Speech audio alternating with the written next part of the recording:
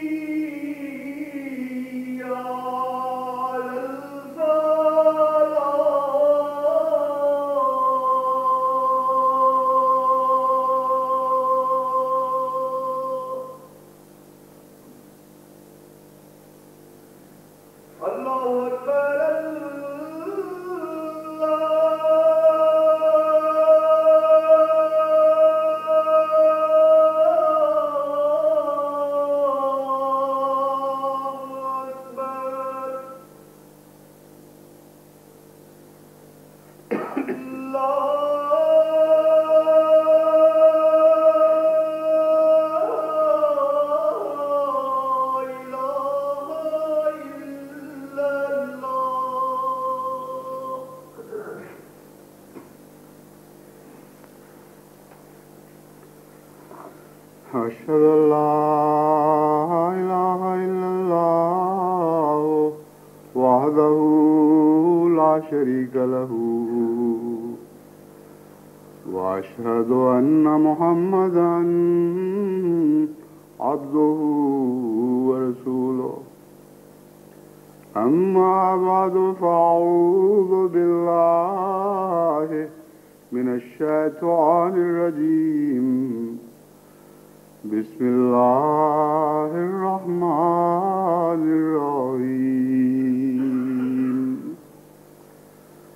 الحمد لله رب العالمين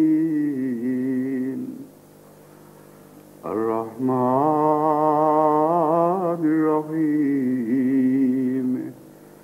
مالك يوم الدين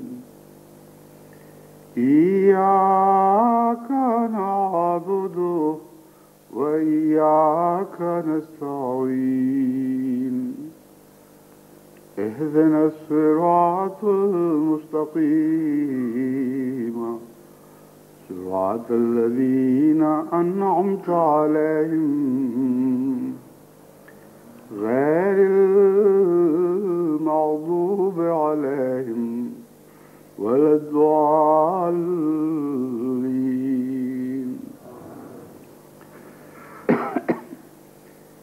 یہ جمعہ جس کی ادائیگی کے لیے آج ہم اکٹھے ہوئے ہیں، سال 1989 کا آخری جمعہ ہے، اور 2 روز تک یہ سال اختتام پذیر ہونے والا ہے۔ یہ سال نہ صرف یہ کہ جماعت احمدیہ کی تاریخ میں ایک غیر معمولی سال ہے، بلکہ دنیا کی تاریخ میں بھی یہ سال ایک غیر معمولی سال بن کر ابھرا ہے، اور اس میں خدا تعالیٰ کی گہری حکمتیں پوشیدہ ہیں۔ آپ کو یاد ہوگا جب ہم ربوہ میں 23 مارچ کا دن خوشی کے دن کے طور پر منانا چاہتے تھے، تو جماعت کے دشمنوں نے پورا زور لگایا کہ وہ ربوہ میں یا دوسری جگہوں پر بھی جماعت احمدیہ کو اس دن کی خوشی نہ منانے دیں، لیکن خدا کی تقدیر نے ان کو مجبور کر دیا تھا کہ وہ سارے ملک میں وہ دن خوشیوں کے دن کے طور پر منائیں۔ اور 23 تاریخ یوم پاکستان کی ایسی تاریخ ہے جسے پاکستان کبھی نظر انداز نہیں کر سکتا۔ تو بہت لمبا عرصہ پہلے جب 23 مارچ کو حضرت اقدس مسیح موعود علیہ السلام نے لدھیانے میں بیعت لی، اس بات کو پاکستان کے بنانے والوں نے یا پاکستان کی راہ میں خدمتیں کرنے والوں نے تو کبھی سوچا بھی نہیں ہوگا۔ اور 23 مارچ کا دن یوم پاکستان مقرر ہونا ایک ایسا فعل ہے جس میں پاکستان کی تحریک سے تعلق رکھنے والوں کا کوئی بھی عمل دخل نہیں۔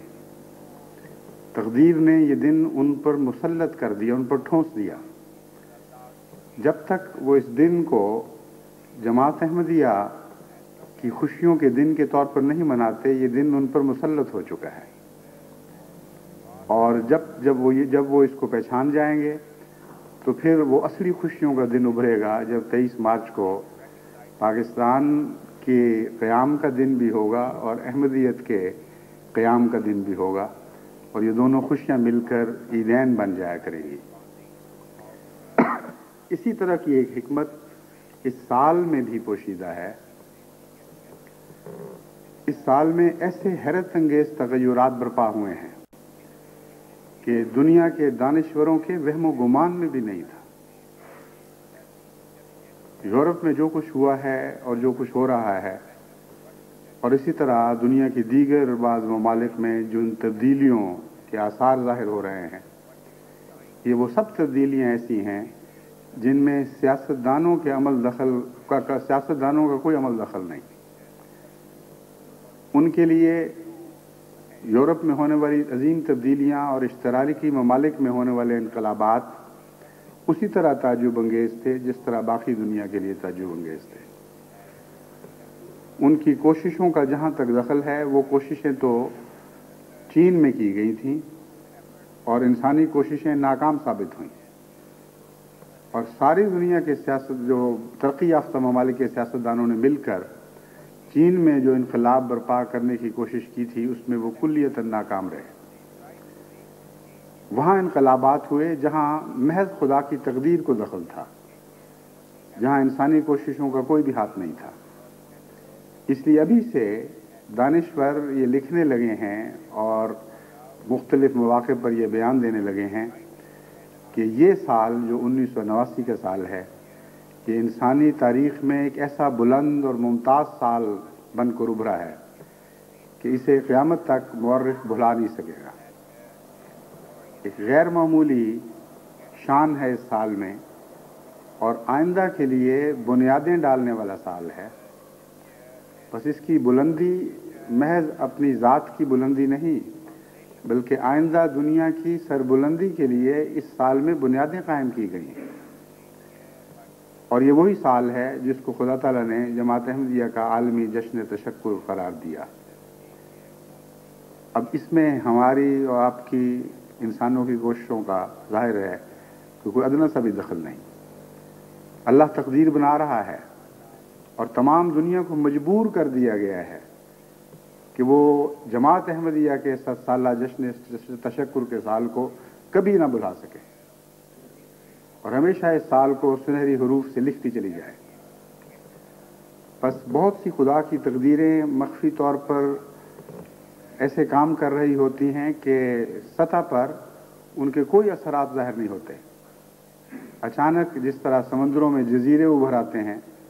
اس طرح جب وہ خدا کی تقدیر آخری صورت میں ابھرتی ہے تو دنیا حیرت سے اس کو دیکھنے لگتی ہے۔ بس ان دونوں باتوں میں حکمت ہے، یہ دونوں باتیں اتفاقی نہیں ہیں۔ 23 مارچ کے دن کو پاکستان کی خوشیوں کا دن قرار دے دینا اور 7 سالہ جشن تشکر کے سال کو تمام عالم کی خوشیوں کا دن قرار دے دینا اور اس سال میں حیرت انگیز تبدیلیاں پیدا کرنا اور حیرت انگیز تبدیلیوں کی بنیادیں قائم کرنا، یہ ایسی باتیں تو نہیں ہیں جو اتفاقاً اکٹھی ہو گئی ہیں۔ ان کے اندر خدا کی تقدیر کار فرما دکھائی دیتی ہے اور جماعت احمدیہ کی تاریخ میں اس کثرت کے ساتھ فضل کبھی نازل نہیں ہوئے جس نے اس سال نازل ہوئے ہیں۔ اور اس میں کسی حد تک تو آپ یہ کہہ سکتے تھے کہ ہم نے جشن تشکر کی تیاریاں کی تھیں، ان کے نتیجے میں کچھ نہ کچھ تو ہونا ہی تھا، لیکن خدا کے جن فضلوں کا میں پہلے ذکر کرتا چلا آیا ہوں ان میں سے بہت سے ایسے ہیں جن کا ہماری تیاری سے کوئی دور کا بھی تعلق نہیں تھا۔ خدا کی طرف سے آسمان سے فضل نازل ہوئے ہیں اور ان کو ہم نے نازل ہوتے دیکھا ہے، اور ہر پہلو سے جماعت کو اس سال میں غیر معمولی عظمت عطا ہوئی، غیر معمولی تقویت نصیب ہوئی اور ہمارے دشمنوں کو غیر معمولی ہزیمت کا منہ دیکھنا پڑا۔ یہ باتیں سب اتفاقی تو نہیں ہو سکتی۔ بہت ہی جاہل ہوگا جو اس ساری تصویر کو اکٹھی دیکھے اور پھر کہے کہ اتفاقاً یہ نقوش بنتے چلے گئے یہاں تک کہ ایک معنی خیز تصویر ابھر آئی۔ یہ وہ سال ہے جب بیتوں کے لحاظ سے بھی اس کثرت سے خدا تعالیٰ نے لوگوں کو جماعت احمدیہ میں داخل ہونے کی توفیق عطا فرمائی ہے کہ جب آپ اس کا گراف دیکھیں تو آپ حیران رہ جائیں گے۔ یوں لگتا ہے جیسے ایک بلند ہوتی ہوئی سڑک پر اچانک مینار بنا دیا گیا اور مینار کے ساتھ وہ سڑک اٹھنی شروع ہو جائے۔ لیکن یہ بھی مجھے یقین ہے، میں خدا کے فضل سے یہ امید رکھتا ہوں کہ چونکہ یہ اتفاقی واقعہ نہیں، اس لیے یہ جو ترقی کی رو ہے یہ آگے بڑھے گی اور پیچھے نہیں ہٹے گی۔ دنیا کی تاریخ میں تو یہ سال ابھرا ہے اور پھر ابھر کر نیچے گرنے والا ہے کسی حد تک، مگر میں خدا تعالیٰ کے فضل سے امید رکھتا ہوں اور اسی لیے آپ کو دعا کی طرف توجہ دلانا چاہتا ہوں کہ دعا یہ کریں کہ مڑ کر دیکھیں تو اس سال کے پیچھے گہرائی دکھائی دے، مگر آگے دیکھیں تو پھر اور اٹھتے ہوئے بلندتر مینار دکھائی دیں، اور یہ سال آئندہ ترقی کے لیے رفتاریں سیٹ کرنے والا پیس میکر بنے۔ جس طرح دوڑوں میں سب سے اگلا کھلاڑی جو سب سے زیادہ توانا ہوتا ہے اور چست و چالاک ہوتا ہے اور رفتار میں سب سے زیادہ نمایاں طور پر آگے بڑھنے کی توفیق رکھ پاتا ہے، ایسے کھلاڑی کو کہتے ہیں اس نے پیس سیٹ کر دی، یعنی اس نے باقی کھلاڑیوں کے لیے رفتار معین کر دی ہے۔ اب وہ اس کا ساتھ دے سکیں گے تو ساتھ چلیں گے ورنہ پیچھے رہ جائیں گے۔ تو خدا کرے کہ یہ سال آئندہ سالوں کے لیے پیس سیٹ کرنے والا سال ثابت ہو، اور اس سال کے بعد میں آنے والے سال گویا اس سال سے سبق سیکھتے ہوئے اسی رفتار سے آگے بڑھیں جس رفتار سے یہ سال اللہ کے فضل و کرم کے ساتھ آگے بڑھا ہے۔ اس موقع پر ہمیں خاص طور پر دعا کرنی چاہیے کہ یہ جو عالمی تغیرات ظاہر ہوئے ہیں جن کے متعلق ہم یہ یقین رکھتے ہیں یہ اسلام کی ترقی کے لیے خدا تعالیٰ کی تقدیر نے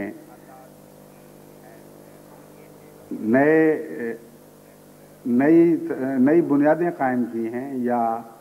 नया मोड़ मोड़ा है, इस मोड़ पर खड़े होकर जो आइंदा दुनिया हमें दिखाई देती है उसके लिए बहुत दुआओं की ज़रूरत है। और ये इन दुआओं की ज़रूरत है कि खुदा की तकदीर ने ये जो तरक्की के आसार बांधे हैं, हम इस बात के अहल हों कि इनसे पूरी तरह इस्तिफादा कर सकें। हम इस बात के अहल हों कि खुदा ताला ने जो इस्लाम की तरक्की के लिए नए दरवाजे खोले हैं, नए एवेन्यूज़, नए ईवान हमारे लिए हम पर रोशन किए हैं, उन तक पहुंचना हम पर आसान फरमा दिया है, उनसे भरपूर इस्तिफादे की हमें तौफीक मिले। और जिस तरफ से खुदा ताला की तकदीर ने हमें आगे बढ़ाने की कोशिश की है, जिस तरह तेज़ हवाएं पीछे से धकेलती हैं, तो जिसको धकेला जा रहा है उसकी कोशिश का भी दखल हुआ करता है। ये तो दुरुस्त है कि बाज़ दफ़ा आंधियाँ इतनी तेज़ भी चलती हैं कि कोई जाना चाहे या ना चाहे उस सिमत में उस शख्स को धकेलती हुई ले जाती है। लेकिन अगर दौड़ने वाला उसी सिमत में दौड़ना चाहता हो और दौड़ने की पूरी कोशिश भी करे, तो पीछे से आने वाली हवाएं उसको बहुत तेजी से आगे बढ़ाती हैं। बस जमात अहमदिया के लिए ये तब्दीलियां उस किस्म की हवाओं का हुक्म रखती हैं जो खास सिमतों में चलाई जा रही हैं। अगर आप दौड़ने की नीयत रखते हैं तो दौड़ने के लिए कमर कसें और तैयार हो जाएं, क्योंकि अब ये वक्त चलने का वक्त नहीं रहा, बल्कि तेजी के साथ दौड़ते हुए आगे बढ़ने का वक्त है और अपनी साबिका सुस्तियों का इजाला करने का वक्त है। जो कुछ हमसे गफलतें हुई उन पर इस्तिग़फ़ार का वक्त है और खुदा की तरफ से चलने वाली इन हवाओं से पूरे इस्तिफ़ादे का वक्त है। बादबानी कश्तियां जिस तरह हवाओं के रुख पर बढ़ा करती हैं, उसी तरह आपकी रफ्तार भी इस तेजी से बढ़नी चाहिए जिस तरह बगैर हवा के बादबानी कश्तियां चप्पू से चल रही हों और अचानक एक पाकीज़ा हवा, उम्दा हवा जिसमें ख़तरात ना हों बल्कि मुबश्शिरात हवाएं हों, ऐसी हवा चलने लग पड़े और बादबानी कश्तियां तेजी के साथ अपनी मंजिल की तरफ आगे बढ़ने लगें। कुरान करीम में हज़रत सुलेमान के मुतल्लिक ये मिसाल दी गई है कि उनका बढ़ना इस तरह था जैसे हवा के घोड़ों पर कोई सवार हो, और तेज़ हवाएं उनके दिन के सफ़र को भी महीने का सफ़र बना दिया करती थी और उनके रात के सफ़र को भी महीने का सफ़र बना दिया करती थी। ये तो पुराने ज़मानों की बातें हैं। हम तो हज़रत मोहम्मद मुस्तफ़ा सल्लल्लाहु अलैहि वसल्लम के ग़ुलाम हैं। ये दुआएं करें कि हमारे लिए खुदा ऐसी हवाएं चले कि हमारे दिन का सफ़र भी एक साल का सफ़र के बराबर हो जाए और हमारी रातों का सफ़र भी एक साल के बराबर हो जाए, और इस तेज़ी के साथ हम दुनिया में तरक्की करते हुए खुदा की तौहीद का पैगाम तमाम आलम को पहुँचाएँ और हज़रत अक़दस मोहम्मद मुस्तफ़ा सल्लल्लाहु अलैहि वसल्लम के हुस्न से कुल आलम को खीरा कर दें।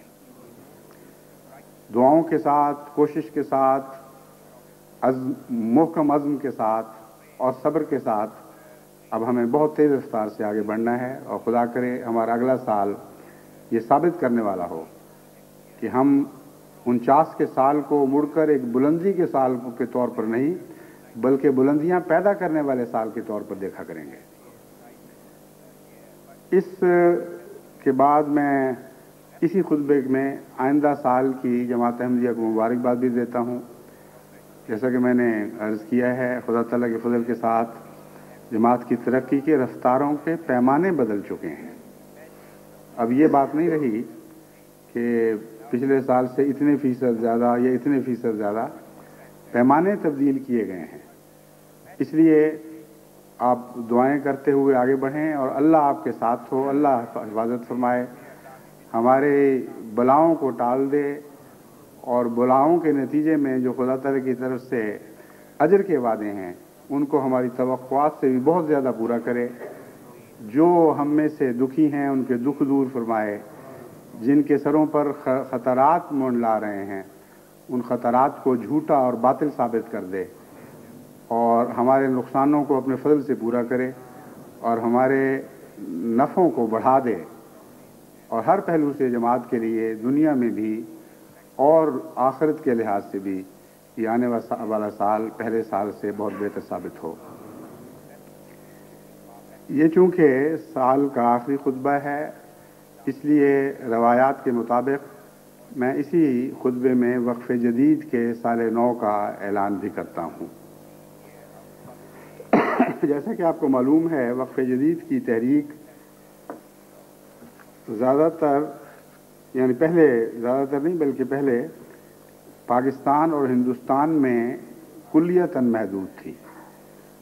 ان معنوں میں کہ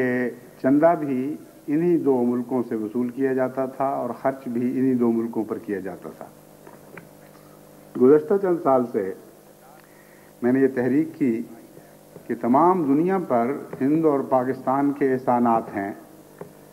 اور ایک لمبا عرصہ گزر گیا، تقریباً ایک صدی ہو گئی، کہ ہندوستان اور پاکستان سے خدا کی راہ میں عظیم مالی قربانی کرنے والوں نے تمام دنیا میں پیغام حق کا بوجھ اٹھایا، تو جذبہ تشکر کے طور پر ایک تھوڑا سا ٹوکن اس بات کا ان کے ظاہر پیش کریں، یعنی ٹوکن سے مراد ہے کہ ایک مثال کے طور پر کچھ قربانی کا نمونہ ان کے سامنے پیش کریں، اور باقی دنیا کی جماعتیں یہ کہیں کہ ہم بھی تمہارے لیے کچھ چندہ اکٹھا کرتے ہیں جو تم پر خرچ ہوگا۔ اس پہلو سے وقف جدید کی مالی تحریک کو سارے عالم پر ہم نے محیط کر دیا تھا، سارے عالم پر اطلاق کر دیا تھا اس کا، اور یہ فیصلہ کیا تھا کہ آئندہ سب جماعتیں کچھ نہ کچھ ہندوستان اور پاکستان میں چلنے والی اس تحریک کی مدد کریں۔ اس تحریک کے بعض خاص ایسے پہلو ہیں جن کو جماعت کو پیش نظر رکھتے رہنا چاہیے۔ یہ تحریک غیر معمولی چندے طلب نہیں کرتی، لیکن اس کا زور اس بات پر ہے کہ زیادہ سے زیادہ احمدی حسب توفیق بشاشت کے ساتھ، خوشی کے ساتھ کچھ نہ کچھ ضرور خدا کی راہ میں پیش کریں۔ باقی تحریکات میں زیادہ تر مقابلے اس بات کے ہوتے ہیں کہ کون آگے بڑھتا ہے اور کون زیادہ خدا کی راہ میں لٹاتا ہے۔ اس تحریک میں ملکوں کے مقابلے ہیں کہ کتنے زیادہ افراد خدا کی راہ میں مالی قربانی میں شامل ہوتے ہیں، بچے بھی، عورتیں بھی، مرد بھی، بڑے بھی، چھوٹے بھی، سب مل کر۔ اور جہاں تک شمولیت کا تعلق ہے، جتنی بھی کوئی توفیق پاتا ہے اس کی دی ہوئی رقم کو خوشی سے قبول کیا جاتا ہے۔ وقف جدید کے لیے کم سے کم معیار پاکستان میں جو مقرر تھا وہ 6 روپے کا تھا، لیکن اس 6 روپے کے متعلق بھی ہم نے یہ اجازت دی تھی کہ اگر ایک غریب خاندان ہے جو سال میں 6 روپے بھی نہیں دے سکتا، مثلا ایسے خاندان میں 6 افراد ہیں، تو وہ ان میں سے ہر شخص 6 روپے نہیں دے سکتا، تو سارے مل کر 1 روپیہ سال کا دے دیں اور مشترکہ طور پر کم سے کم معیار کو پورا کر دیا کریں۔ باہر کی دنیا کے لیے کوئی کم سے کم معیار باقاعدہ تو مقرر نہیں، لیکن مال کے شعبے کی طرف سے مشورتاً یہ کہا جاتا ہے کہ 2 پاؤنڈ مثلا انگلستان کے لیے یا اس کی متبادل رقم یورپین امیر ملکوں کے لیے اگر ہو جائے تو یہ کم سے کم معیار سمجھنا چاہیے۔ لیکن جیسا کہ میں نے بیان کیا ہے، باقاعدہ کوئی فیصلہ نہیں ہے۔ اگر آپ اپنے بچوں کو اس میں شامل کرنا چاہیں اور مالی مشکلات راہ میں حائل ہوں، تو اگر 50 پینس بھی ایک بچے کی طرف سے ادا ہوگا تو اس کا نام مجاہد وقف جدید کے طور پر لکھا جانا چاہیے، اور آپ جماعتی لحاظ سے انکار نہ کریں چھوٹی رقم دیکھ کر۔ سب سے بڑی برکت چندہ دینے والے کو اس کے رجحان کے نتیجے میں ملتی ہے۔ چندے کی مقدار بھی اہمیت رکھتی ہے۔ جماعت کو اس وقت بہت بڑے بڑے خرچوں کی ضرورت ہے، اس میں شک نہیں، لیکن جہاں تک چندہ دینے والے کا تعلق ہے، اس کے رجحان، اس کے خلوص کا، اس کے ثواب سے بہت زیادہ تعلق ہے بنسبت اس کے کہ وہ کتنی رقم پیش کر سکتا ہے۔ ایک غریب آدمی جو خدا کی محبت میں محض للہ اپنی کسی ضرورت کو کاٹ کر چند پیسے بھی خدا کے حضور پیش کرتا ہے تو اس کا ایک خاص مرتبہ ہے جس مرتبے کو خدا پہچانتا ہے، بندے اس کو پہچانے یا نہ پہچانے، اور اس پہچان کے مطابق اس سے وہ سلوک فرماتا ہے۔ اس لیے وقف جدید میں خصوصیت کے ساتھ میرا زور ہمیشہ اس بات پر رہا ہے کہ تعداد بڑھائیں اور کثرت کے ساتھ دوستوں کو اس میں شامل کریں، کیونکہ بہت سے ایسے احمدی ہوں گے جو کسی چندے میں شامل نہیں ہیں۔ اگر ان کو کسی ایک چندے میں بھی شمولیت کی معمولی توفیق بھی مل جائے تو میرا یہ تجربہ ہے کہ پھر وہ توفیق اپنی توفیق کو خود بڑھاتی رہتی ہے اور توفیق سے اور توفیق پیدا ہونی شروع ہو جاتی ہے۔ نیکی میں بھی یہ جذبہ، یہ خاصیت ہوتی ہے اور بدی میں بھی یہ خاصیت ہوتی ہے۔ ایک قدم آپ بدی کی طرف بڑھائیں تو بدی کی ڈھلوان آپ کو اپنی طرف کھینچنے لگ جاتی ہے۔ ایک قدم آپ نیکی کی طرف بڑھائیں تو بلندی کے باوجود آپ میں مزید توانائی پیدا ہوتی ہے اور مزید اوپر چڑھنے کی طاقت پیدا ہو جاتی ہے اور اس کا شوق پیدا ہو جاتا ہے۔ پہاڑوں پر چڑھتے ہوئے مجھے بارہا یہ محسوس ہوا کہ شروع میں جب دیکھا کہ بہت ہی بلند چوٹیاں ہیں تو ہمت جواب دیتی تھی کہ یہ کیسے ہو سکتا ہے، اتنی بلندی تک ہم اتنے وقت میں پہنچ جائیں گے۔ لیکن جب قدم اٹھانے شروع کر دے انسان تو پھر اس کو پتہ چلتا ہے کہ ہر قدم اگلے قدم کے لیے ایک طاقت کا ذریعہ بن جاتا ہے، حوصلہ پیدا کرتا ہے، اور جوں آپ آگے قدم بڑھاتے جاتے ہیں اور مڑ کر دیکھتے ہیں کہ کن نچلی سطحوں سے آپ کوشش کر کے اوپر ابھرے ہیں، تو نیچے دیکھنا بھی آپ کے لیے تقویت کا موجب بنتا ہے اور اوپر دیکھنا بھی حوصلوں کو انگیخت کرتا ہے بجائے بجھانے کے۔ سفر شرط ہے۔ پس چندوں میں بھی میرا یہ وسیع تجربہ ہے، اپنے متعلق بھی اور دوسروں کے متعلق بھی، کہ جب بھی آپ خدا کی راہ میں کچھ پیش کرنے کی توفیق پاتے ہیں تو وہ توفیق آپ کی توفیق بڑھاتی ہے۔ اور اس کے علاوہ ایک اور خدا کا فضل ہے جو ہمیشہ چندے دینے والوں پر نازل ہوتا ہے کہ ان کی مالی حیثیت بھی پہلے سے بہتر ہونی شروع ہو جاتی ہے، ان کے قرضوں کے بوجھ کم ہونے شروع ہو جاتے ہیں، ان کو جو چٹیاں پڑتی رہتی ہیں روز اور مرہ کی اس میں کمی آ جاتی ہے، کئی قسم کی مصیبتوں سے وہ بچائے جاتے ہیں۔ بس یہ کبھی ایسا میرے علم میں کبھی ایسا نہیں ہوا کہ چندہ دینے والا چندہ دینے کی وجہ سے نقصان میں رہا ہو۔ یعنی جزا کا وہ مفہوم جو خدا کی رضا سے تعلق رکھتا ہے یا آخرت سے تعلق رکھتا ہے اس کے علاوہ بات کر رہا ہوں۔ وہ تو اپنی جگہ ہے، انسان جب خدا کی راہ میں کچھ پیش کرتا ہے تو رضا کی خاطر کرتا ہے، اور وہی چندہ ہے جو مقبول ہوتا ہے اور اسی کے نتیجے میں دنیا بھی سنورتی ہے۔ بس جہاں تک نیتوں کا تعلق ہے، نیت یہ ہونی چاہیے کہ محض للہ خدا کی رضا کی خاطر ہم یہ دے رہے ہیں، اور جب آپ اس نیت کے ساتھ دیتے ہیں تو اللہ کی رضا صرف آخرت کی جزا نہیں دیتی بلکہ دنیا میں بھی آپ کو جزا دیتی ہے،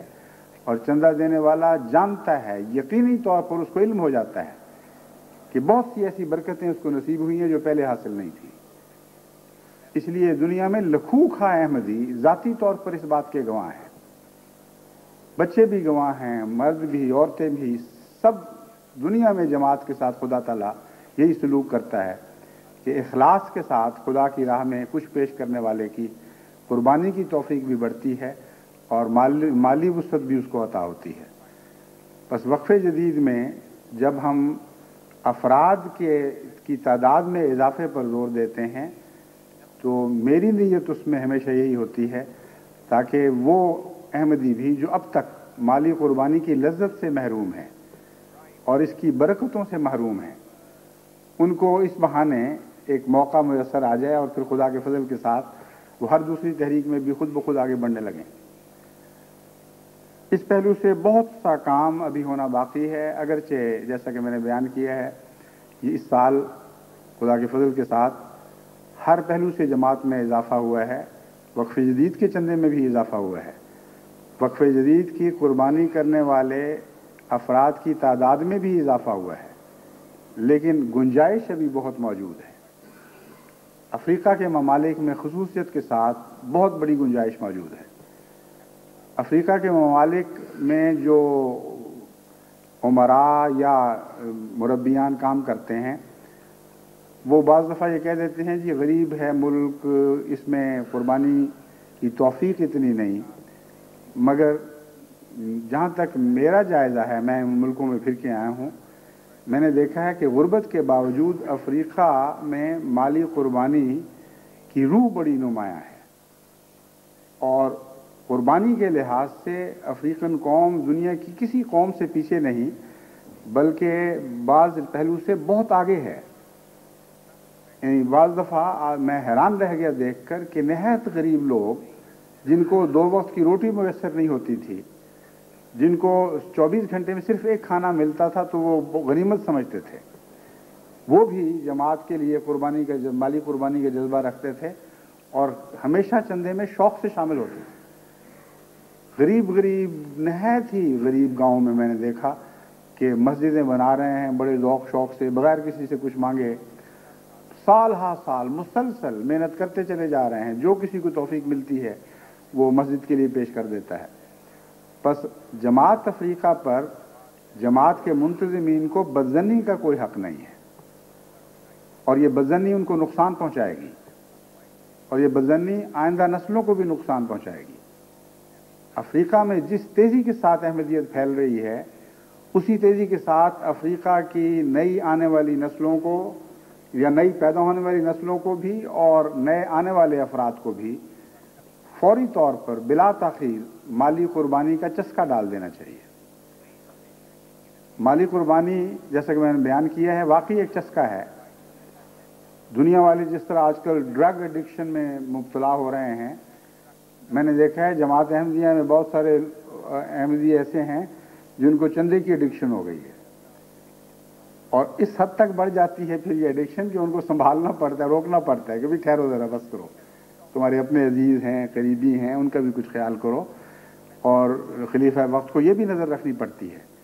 کہ کون توفیق سے آگے بڑھ رہا ہے۔ لیکن یہ ایسا نشہ ہے کہ جن کو پڑ جاتا ہے واقعی نشہ بن کے چمٹ جاتا ہے۔ اس لیے بجائے اس کے کہ دنیا کے نشوں میں ہم اپنی نسلوں کو مبتلا ہونے کا خطرہ مول لیں، ان کو یہ اچھے نشے لگا دیں۔ یہ ایسے نشے ہیں جو سنبھال لیں گے ان کو، پھر آئندہ نسلوں کو سنبھال لیں گے، اور اللہ کے فضل کے ساتھ جیسا کہ میں نے کہا ہے ایک نیکی کا قدم دوسری نیکیوں کے قدم اٹھانے کی توفیق دیتا چلا جائے گا۔ اس وقت جو رپورٹ میرے سامنے ہے، جو اعداد و شمار میرے سامنے ہیں، ان کی روح سے جو اول دوم سوئم ممالک کے متعلق میں اعلان کروں گا، غالباً یہ ترتیب تو الا ماشاء اللہ قائم رہے گی، لیکن ہو سکتا ہے کچھ حصوں میں کچھ تبدیلی بھی ہو جائے، کیونکہ بہت سے قوائف ابھی تک موصول نہیں ہوئے۔ یہ جو قوائف میں آپ کے سامنے پیش کرنے والا ہوں یہ نامکمل ہیں، کیونکہ ابھی تک وقف جدید کے معاملے میں پوری تندہی کے ساتھ، مستعدی کے ساتھ جماعتیں رپورٹ نہیں بھجواتی۔ اس وقت کے تک جو قوائف ہیں، پاکستان کے قوائف کا جہاں تک تعلق ہے، حسب سابق کراچی خدا تعالیٰ کے فضل سے سر فہرست ہے۔ پچھلے سال بھی سر فہرست تھا اور ان سال بھی سر فہرست ہے، اور پچھلے سال سے خدا کے فضل سے نمایاں طور پر بڑھ کر کراچی نے حصہ لیا۔ ربوہ مجھے یاد نہیں کہ پچھلے سال دوم تھا یا نہیں، لیکن اس سال دوسرے نمبر پر ہے، اور ربوہ میں چونکہ اکثر آبادی غرباء پر مشتمل ہے، اس لیے ربوہ کا سارے پاکستان میں دوسرے نمبر پر آنا خدا تعالیٰ کے فضل سے ایک خاص اعزاز ہے جو اہل ربوہ کو نصیب ہوا۔ لاہور خدا کے فضل سے چندوں میں بہت اچھا ہے، لیکن وقف جدید میں تیسرے نمبر پر ہے۔ کراچی کا قدم بہت نمایاں طور پر آگے ہے. ربوہ اس سے کئی قدم پیچھے ہے، لیکن اس کے باوجود دوئم پوزیشن حاصل ہے. اور لاہور کراچی سے یوں کہہ لینا چاہیے کہ اگر وہ 3 قدم اٹھائے ہیں کراچی نے، تو لاہور نے 2 اٹھائے ہیں. یہ نسبت ہے ان کی آپس میں. اور فیصل آباد ان سال سیالکوٹ کو پیچھے چھوڑ گیا ہے. سمجھ نہیں آئی کہ کیوں سیالکوٹ اپنے گزشتہ سال کے مقابل پر پیچھے ہٹا ہے. اور یہ ایک استثنائی مثال ہے، ورنہ بالعموم ہر ضلع آگے بڑھتا ہے. میں سمجھتا ہوں کہ وہاں سے رپورٹیں آنے میں کچھ کمی رہ گئی ہے، ورنہ مجھے حسن ظن ہے سیالکوٹ پر. یہ خدا تعالیٰ نے جس کو تقدم عطا فرمایا تھا، اولیت عطا فرمائی تھی، اس کو یہ قائم رکھے گا انشاءاللہ. اور امیر صاحب سیالکوٹ کو خصوصیت سے یہ توجہ کرنی چاہیے کہ کسی قیمت پر بھی اپنے اس سال کو گزشتہ سال سے ہارنے نہ دیں. ابھی وصولی کے کچھ دن باقی ہیں، کیونکہ وقف جدید کی وصولی دسمبر میں ختم نہیں ہو جاتی، بلکہ عموماً جنوری کا پورا مہینہ اور فروری کا کچھ حصہ سال گزشتہ کی وصولی میں شمار ہوتا رہتا ہے. اس لیے ویسے بھی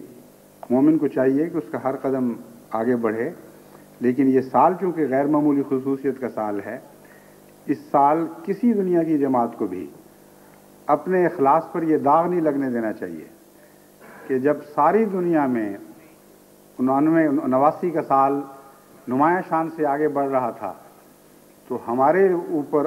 ہمارے پر سے جب یہ سال گزرا تو اس کے قدم ڈھیلے پڑ گئے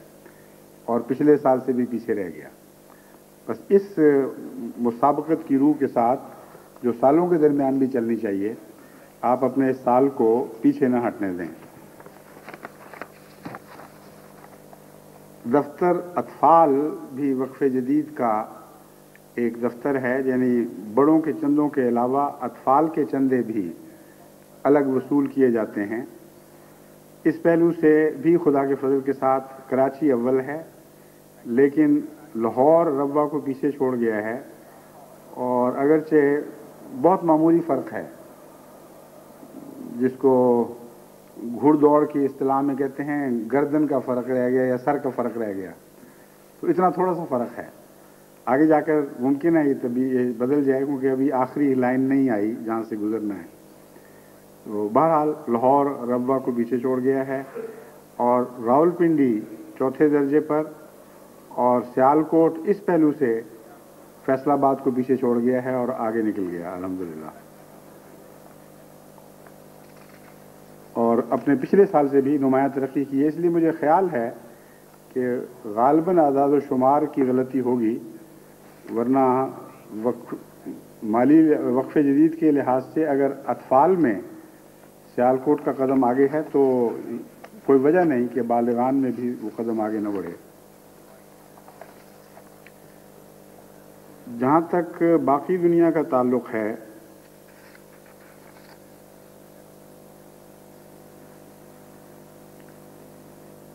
ہاں، تعداد کے لحاظ سے پاکستان کی رپورٹیں نہیں موصول ہوئیں. بعض جگہ ہے تعداد کا ذکر، بعض جگہ نہیں ہے. اس لیے میں نے پاکستان میں شامل ہونے والوں کے اعداد و شمار آپ کے سامنے پیش نہیں کیے. وقف جدید کو چاہیے کہ بعد میں وہ تیار کر کے گزشتہ سال کے موازنے کے ساتھ مجھے بھیجوائے. جہاں تک بیرون دنیا کا تعلق ہے، اس میں ان سال خدا کے فضل سے شمولیت کرنے والوں کی تعداد میں نمایاں اضافہ ہوا ہے. جیسا کہ آپ کو علم ہے، یہ تحریک ابھی بیرونی دنیا کے لحاظ سے نئی ہے، کچھ اجنبیت رکھتی ہے، اور اس کو پوری طرح متعارف کرانے میں ابھی جماعتوں کو بہت محنت کرنا ہوگی. لیکن اس کے باوجود نمایاں فرق ہے. یعنی گزشتہ سال بیرون پاکستان اور بیرون ہند شمولیت کرنے والوں کی تعداد 7,144 تھی، اور ان سال 11,849 ہو گئی ہے. لیکن یہ 11,000 کی تعداد بھی اور گزشتہ 7,000 کی تعداد بھی یقیناً آخری نہیں، کیونکہ یہ چند جماعتوں کے، چند ملکوں کے اعداد و شمار سے خلاصہ تیار کیا گیا ہے، جو گزشتہ سال بھی نامکمل تھا اور ان سال بھی نامکمل ہے، لیکن جہاں تک عمومی موازنے کا تعلق ہے وہ ہم کر سکتے ہیں۔ کم و بیش اتنی ہی رپورٹوں پر گزشتہ سال یہ تعداد 7,144 تھی اور ان سال 11,849 ہے، کوئی خدا کے فضل سے 65% اضافہ ہے۔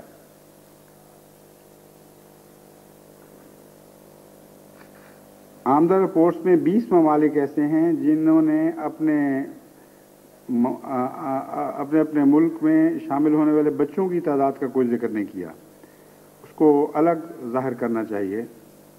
صرف 6 ایسے ممالک ہیں جنہوں نے بچوں کی شمولیت کا علیحدہ ذکر کیا ہے۔ صرف 20 ممالک ایسے ہیں جن کی آخری شکل میں رپورٹ اب تک موصول ہوئی ہے، اور باقی ممالک کی رپورٹیں یا تو ابھی ڈاک میں چل رہی ہوں گی، کرسمس کی وجہ سے بھی بعض دفعہ دیر ہو جاتی ہے، اور یا ممکن ہے وہاں سے چلی ہی نہ ہوں، اس لیے اگلے مہینے تک شاید آ جائیں۔ اس رپورٹ کے لحاظ اس کے لحاظ سے، یعنی اس اطلاع کے مطابق حسب ذیل 20 ممالک ہیں جنہوں نے رپورٹ اب تک کی مکمل بھجوا دی ہے: Germany, Holland, Sierra Leone, Muscat, Spain, Canada, Indonesia, Guyana, Tanzania, Norway, Japan, Ireland, Guatemala, Zaire, Denmark, Switzerland, South Africa, Kuwait, America اور برطانیہ۔ اب اس میں چھوٹے چھوٹے ممالک بھی شامل ہیں، بعض بڑے بڑے بھی ہیں، بعض بڑے بڑے نہیں ہیں، اور اسی طرح چھوٹے بھی بہت سی تعداد میں ہیں جو ابھی تک ان رپورٹوں میں شامل نہیں ہو سکے۔ وعدہ جات کے لحاظ سے 1989 میں 88 کے مقابل پر نمایاں فرق ہے۔ 88 میں 42,273 اسٹرلنگ پاؤنڈ کے وعدے موصول ہوئے تھے، اور 89 میں 60,388 اسٹرلنگ پاؤنڈ کے وعدے موصول ہوئے ہیں، جو یہ اضافہ بھی خدا کے فضل سے نمایاں ہے، یعنی 43%۔ وصولی میں بھی کم و بیش یہی شکل ہے۔ وصولی گزشتہ سال 42,273 کے مقابل پر 42,432 تھی، باوجود اس کے کہ بعض ممالک نے وعدے کے مطابق ادائیگی نہیں کی، پھر بھی وصولی وعدے سے کچھ بڑھ گئی ہے، جس کا مطلب یہ ہے کہ بعض ممالک نے یا تو وعدہ نہیں بھجوایا تھا، صرف وصولی بھجوائی ہے، یا وعدے سے بڑھ کر وصولی کی۔ 1989 میں 1988 میں وصولی 42,432 تھی اور 89 میں 61,552، یعنی 60,388 کے وعدے سے بھی زیادہ 61,552 وصولی ہوئی ہے، اور یہاں اضافے کی شرح تھوڑی سی بڑھ گئی ہے وعدوں کے مقابل پہ، یعنی وصولی کے اعتبار سے گزشتہ سال پر 45% اضافہ ہوا ہے۔ ممالک کی جو باہمی دوڑ ہے اس میں اول پوزیشن پہ جرمنی ہے، اور گزشتہ چند سال سے جرمنی ایک چیلنج بن کر ابھر رہا ہے ساری دنیا کے لیے، اور وہ بڑے بڑے بعض امیر ممالک جو پہلے جرمنی کو بہت پیچھے دیکھا کرتے تھے، ان کو میں نے متنبع کرنا شروع کیا تھا کہ آیا ہی آیا اور اب یہ بڑھنے لگا ہے، لیکن باوجود اس وارننگ کے، اس تنبیہ کے، وہ اس آگے بڑھنے والے کو پیچھے نہیں ہٹا سکے، اور وقف جدید میں بھی خدا کے فضل سے جرمنی اول آیا ہے، برطانیہ دوم، کینیڈا بھی ایک نئی ابھرنے والی جماعت ہے جس نے امریکہ کو پیچھے چھوڑ دیا ہے، وہ 100 نمبر پہ آیا ہے، اور امریکہ 4 ہے، انڈونیشیا 5، ناروے 6، سوئٹزرلینڈ 7، ڈنمارک 8، اور موریشس 9 اور مسقط 10۔ موریشس کے متعلق میرا یہ خیال ہے کہ رپورٹ درست نہیں، کیونکہ اس رپورٹ کے جو اعداد و شمار ہیں وہ ماریشس کے لحاظ سے ناقابل یقین ہیں۔ میں جانتا ہوں کہ ماریشس کی جماعت میں ہر پہلو سے مثال غیر معمولی ترقی ہوئی ہے، اور اخلاص کے لحاظ سے، جذبہ قربانی کے لحاظ سے، تبلیغ کے لحاظ سے، چندوں کے لحاظ سے ملک میں وقار اور عظمت اور عزت کے لحاظ سے بہت غیر معمولی طور پر ماریشس کی جماعت آگے بڑھی ہے۔ لیکن یہ اعداد و شمار مجھے یہ یقین دلانے کی کوشش کر رہے ہیں کہ وقف جدید میں پچھلے سال سے بہت پیچھے رہ گئی ہے۔ گزشتہ سال ان کا وعدہ 1873 اسٹرلنگ تھا، اور اس کے مقابل پر ادائیگی انہوں نے 2122 کی تھی، اور ان سال یہ اعداد و شمار بتا رہے ہیں کہ وعدہ 2558 اور وصولی صرف 1194۔ تو یقیناً کوئی غلطی ہو گئی ہے، یا کچھ سیکرٹری صاحب ایسے آ گئے ہیں وہاں جو سوئے رہے ہیں سارا سال۔ بہرحال میں امید رکھتا ہوں، مجھے یقین ہے کہ ماریشس یہ داغ اپنے اوپر نہیں لگنے دے گا، اور وعدے سے بڑھ کر وصولی کر کے اپنی پوزیشن کو بحال کرے گا۔ مشرق وسطیٰ کے ممالک میں سے بھی بعض ممالک کو خدا کے فضل سے بڑی نمایاں طور پر قربانی کی توفیق ملی ہے۔ اللہ تعالیٰ ان سب کو جزائے خیر عطا فرمائے۔ بس اس اعلان کے ساتھ کہ وقف جدید کا نیا سال شروع ہو رہا ہے، میں امید رکھتا ہوں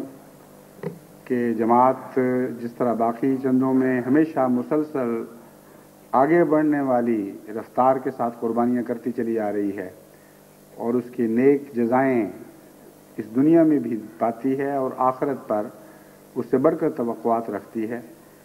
اسی جذبے کے ساتھ وقف جدید کے اس نئے سال میں بھی ہم پہلے سے بڑھ کر قربانیوں میں حصہ لیں گے۔ اللہ تعالیٰ یہ نیا سال ساری دنیا کے لیے مبارک کرے، جماعت احمدیہ کے لیے خصوصیت کے ساتھ مبارک کرے، کیونکہ ساری دنیا کی برکتیں آج جماعت احمدیہ کے ساتھ وابستہ ہو چکی ہیں۔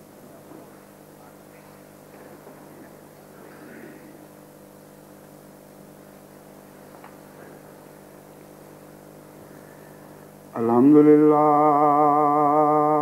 نحمدہ ونستعینہ ونستغفرہ ونؤمن بہ ونتوکل علیہ ونعوذ باللہ من شرور انفسنا ومن سیئات اعمالنا